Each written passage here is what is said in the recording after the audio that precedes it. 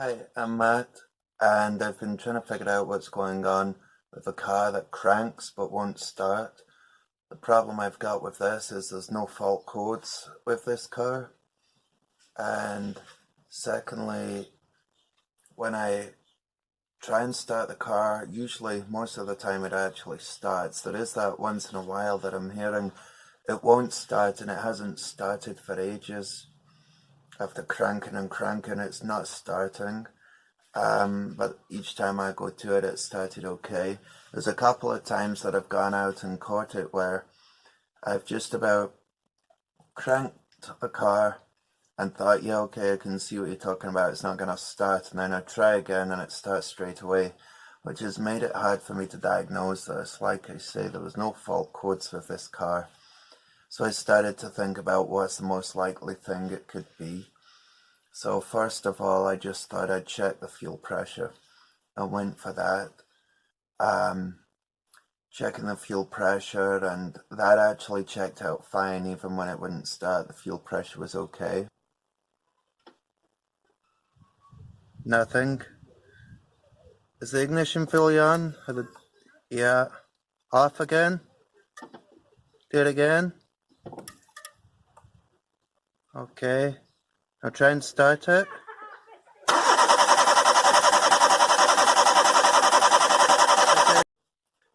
Okay, so the fuel pressure is okay. Turn the ignition on, I get the prime.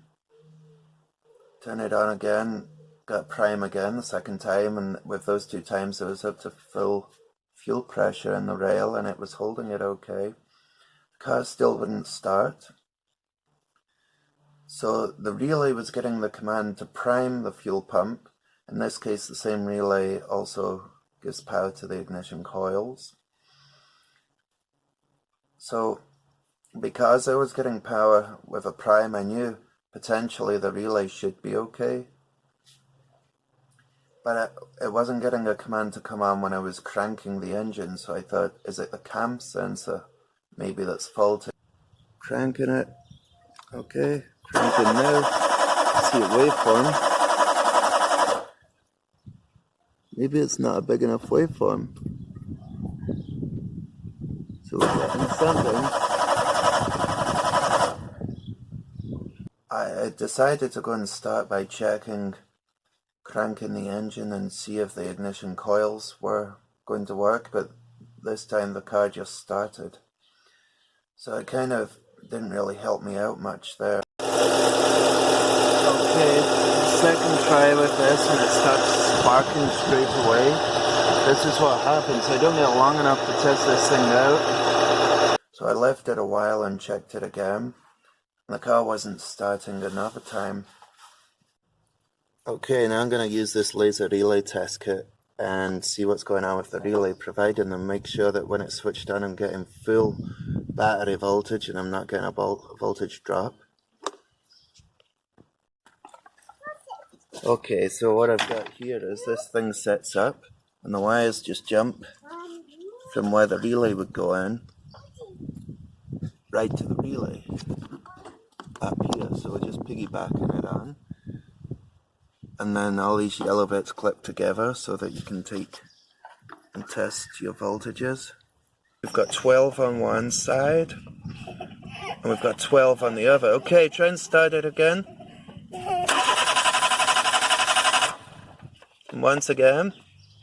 See there? They're both 12. Do it again. Right there. This is the control side. Just keep doing what you're doing. Right. I'm just going back and two between them. As we can see, there's nothing here.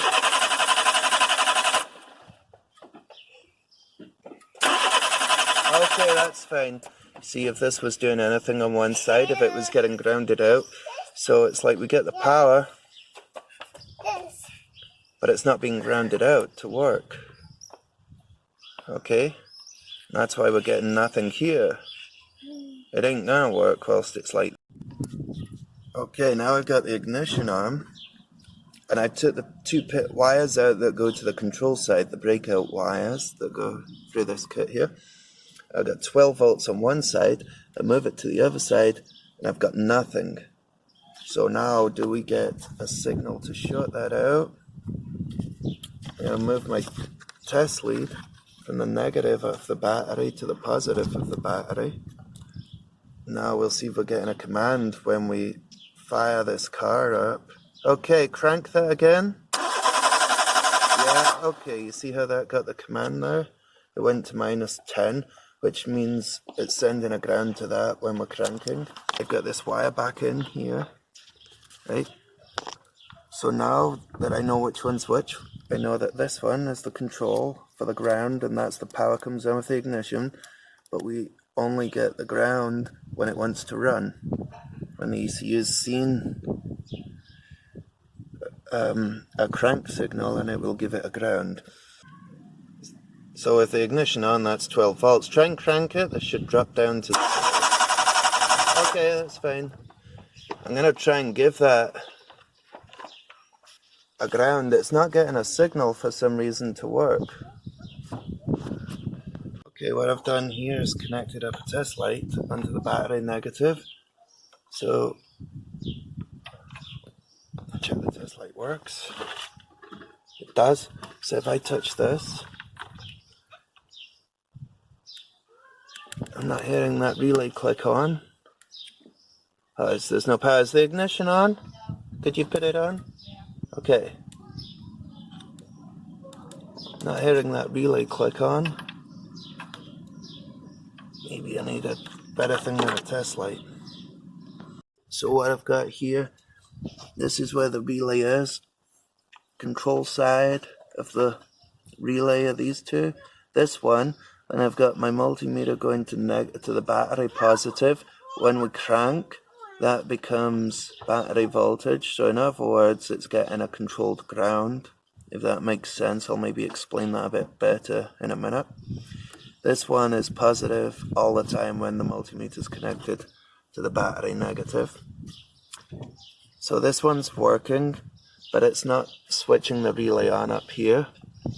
So on the other side, on the load side of the relay, down here, I've got power coming into it and no power going back out of it. So it's like the relay's not working. So if I short those two across here on the control side, this thing should start. So we'll give that a go and see what happens. That would confirm it's the relay. We can confirm the relay's getting... I'll go through that once more here. Let me just do that once more. Relay multimeter onto the positive. And now this one's on the control side. Okay, try and crank that. See that drop? Okay. Now that dropped to 0, so we're getting a control. But when it's on the positive side, right there, I put this back onto the negative of the batteries because I want to see if it changes. Now if it's voltage, that was to check for the last test was to check for a controlled ground. Okay, ignition on. Now we've got the voltage. We know it's getting a controlled ground, so crank it. Okay. It's like the power's coming in through the relay though, so the circuit must be intact here. We know we're getting a controlled ground, but that should be dropping to 0 volts when the relay kicks in, and it's not. Checking the relay in the car with the breakout leads that I've got meant that I could check the existing relay in the car using the car's wiring and check it for a voltage drop. However, I didn't find a voltage drop. What I was finding was the control to the control side of the relay. I was getting power to it when the ignition was put on, and power stayed there when you were cranking. The ground side of the control relay, which is the switch side, comes from the ECU on this car. The ground side, that one was it wasn't grounding out for some reason. When I looked at it, I wanted to see the relay coil. When I was looking at that, I was expecting that to drop proving that the coil's working. And I thought one side of the coil, the power coming in from the ignition feed, from the fuse, that should be battery voltage. My theory is the other side of it, if the relay is being grounded, should be 0 volts because the little coil in the relay is doing something. However, that wasn't the case. Both sides showed battery voltage, so I thought it's not getting a ground, which I thought, okay, that's probably what's wrong with it. It's not being controlled, which led me to think maybe it's the crank sensor that's not working, so it doesn't think it needs to come on. So my other test I did on the relay first was to switch, instead of having my test lead of the multimeter, one lead's on the battery negative when I do all of my readings. The black lead, I put it all on the negative, and the other lead is the one that I have the positive lead, and that goes around different parts, checking the relays in different places to see what voltage I've got going on, looking for a voltage drop or if the relay's working. In this case, I decided to switch the lead, like the negative lead, and I put it onto the positive side of the battery because I wanted to check, is it getting a command from the ECU? So the reason I did that, I'll actually draw this, it'll be better than me trying to explain it.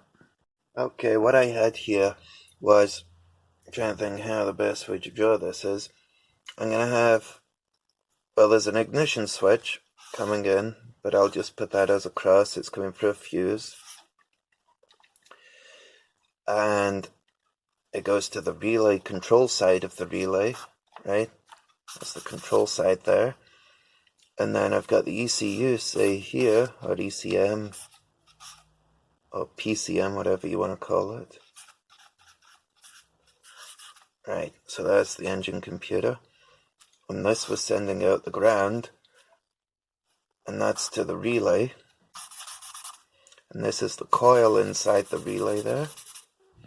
And I got the other two wires here, so this would be 30 from the battery.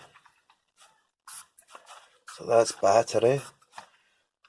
And this one, well, that's the one right there, that one is the output. This is the load side here, and this half, and this side's the control side. So what I've got here is, I should use different color crayons or different color marker pens. Anyway, this one powers the fuel pump,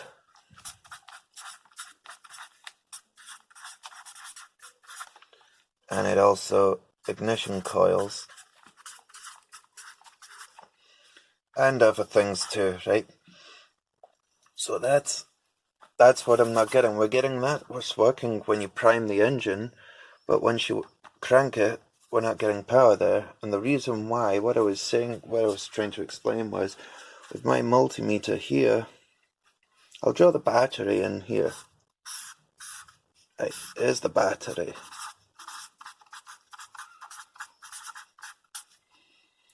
So let's just say we've got the positive and negative. I'm checking with my multimeter lead, and this was the black lead, or I think in my case it was a blue lead, so I'll put blue. Usually the black, and that went into the voltmeter. Okay, and now the other lead that comes out, you can go around and check whichever pin you want to, depending where you want to check it. Okay, so this is the one I'm on here. I'm checking this one, the control side going to the ECU. That's the one I'm working on. And what I was saying was, when I was cranking the car, I had 12 volts coming in, 12 volts coming out here. So the circuit means that coil must be intact. The voltage is going right through. But what my thought was, as soon as this gives it a ground in here, my thought was, this side of that coil should be 0 and that side would be 12, but I was getting roughly battery voltage on both sides, a little less because it was cranking, so it would show it more like 10 volts. However, that made me think I'm not getting the ground. But here's the thing that changed that. What I was thinking was, if I move this cable here on my multimeter, the blue cable, which is, like I say, usually it's black, it's the negative cable. If I put that cable and I moved it to the positive side, this time anything I touch with this lead that is a ground will show 12 volts up here. It has to be touching a ground now, right? Before I had it on the negative, so anything I touch with this lead that had power on it would show up here. This time I've moved my blue lead, it's no longer on there, going to the negative, it's going to the positive. So now anything I touch with that one would show battery voltage. And that is exactly what was happening here. On the control side, during cranking, so it was 0 volts when it was switched off, because this is only showing you the difference between your two leads. That's all it cares about. It's the difference it sees on that lead to that lead. It's not to do with the circuit, it's to do with the difference in voltage it sees between those two leads. So this one, when I had this blue lead connected onto the battery positive, if I had 12 volts on a coil going through here, it would come up as 0 in the multimeter because there's no difference. But when I had the ECU cranking and it was trying to start, I had 12 volts then, because the difference between here and there was 12 volts. So it's like the multimeter thought it was a 12 volt difference when this was cranking. But at the same time, if I put it over here, if I put this lead back to here and I cranked it, it didn't show a voltage drop across the coil. So it told me, yes, the ECU has given it the command, has given it the ground, but for some reason we're still getting the power coming in and through there. We're not really getting, the coil's not doing a lot, right? It's the same power on both sides. That was my thought with that. So what I did with this, when I got this far, I changed the relay with another one in the circuit board to see if it helped. Now, that wasn't a bad idea, but the problem is I've gone from changing the relay from where it's powering up the fuel pump and the ignition coils and 1 and 2 other things, and I swapped it with one that was actually for powering the engine ECU. So I changed the relay for one that powers the ECU. It's obviously got different feeds going to the ECU, so I didn't realize that. I just thought, there's one, it looks the same, but I should have checked it out first. So what I had then, I went and took my suspect relay and I put it into the place that's powering up part of the ECU. So it wasn't working properly, and that's when I actually had a voltage drop on this one. But I noticed that more with the scan tool. When I was using the scan tool later on, I had an 8 volt. It said on the live data on the scan tool that the ECU power supply was running at 8 volts, and it wasn't. The battery was good, the battery was good, so it should have been higher than 8 volts. And then it dawned on me that I've changed the bad ECU, and since then I was getting a fault code for the ECU power supply being low. Before then, I never got that fault code. Another thing I forgot to say, when I noticed there was a fault with the relay and I started swapping it over, it was really stinking. It was like, smelled like there was something wrong with the electric somewhere. Kind of like a Scale Electric's car when the little motor works really hard. You know, when you're a kid and you have one of those. And the coils in here do look kind of like they've burned out. So hopefully, maybe that's another clue for testing it, you know, if it smells bad. Maybe just replace it then. Okay, back into this car now. using the ethos. I don't know if I can go any smaller, I don't think so. You'll have to bear with me with the glare. Right, there we go. I got the car running eventually by changing a relay. So I'll go back into this, see if I can figure out what it is. So I'm again on what I had last time. When I went into the engine on the live data, I noticed the engine ECU was engine ECU voltage on the live data on this was saying it was 8 volts. So now I've changed. See, I've been at the relay that's for the fuel pump, fuel injectors, and the ignition coils. And I was thinking, yes, it's not coming back on. You get it to light up when it does the prime, but then when you power it up, it wasn't coming on. You know, when you turn the key, I mean, it wasn't coming on. So it was like coming on. With the prime, you hear the fuel pump buzz, and you could see the light on the load side of the relay come on when I used the back probe set. So now, when I was on the live data, though, it was something else that was going to the data here. Now, battery voltage, 13.9, that was 8 volts before, and that's what seemed to be strange. The one thing that I did notice with this, when you crank it, the RPM signal doesn't move until after the car's started. So I went back to the relay, and I actually just, for now, I just swapped it over with another one. And basically the car didn't start, but that's because I did have a bad relay, but I moved the bad relay to a space that meant now I wasn't getting power to the engine ECU, or a side of the engine ECU. So then I switched it with the one for the air conditioning, and the car started, confirming it was a relay. The thing that I can't do is bring it in, and I'm using a headlight bulb, and it just works fine all the time. So I don't know if it was an intermittent fault, but it's definitely, since I've switched it with the AC relay, which were all the exact same relays, same part number. Since I've done that, the car started every time. However, I have ordered, because, like, I don't know if I told you, but all of the caps on the relays had been lifted off. Like, somebody has had bother with this in the past. So I've ordered new relays. I'm gonna just change them all. So anyway, the moral, I don't know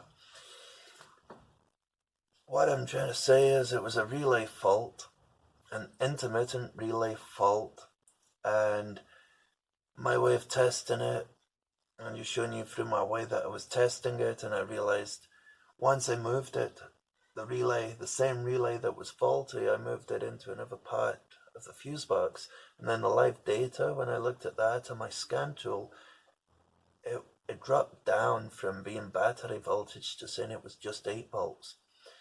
Change the relays back and the voltage would go up. So it is, that scan tool looking at live data is really what helped confirm that the relay was the fault, and just swapping parts over, but without buying new parts, just by changing them around and seeing if the fault moved with the relay. So yeah, I suppose it was swapping parts about, but I didn't buy anything. I didn't guess. It was just to look for evidence, and I found the evidence that meant you move the relay and the fault moved with the relay, it has to be faulty. But here, even powering up a headlight bulb, I'm not getting any faults at all with it. But I don't know. Maybe the headlight bulb's not powerful enough. I don't know what it is. But like I say, it was an intermittent fault. So, anyway, I hope this helps somebody. Thanks for watching.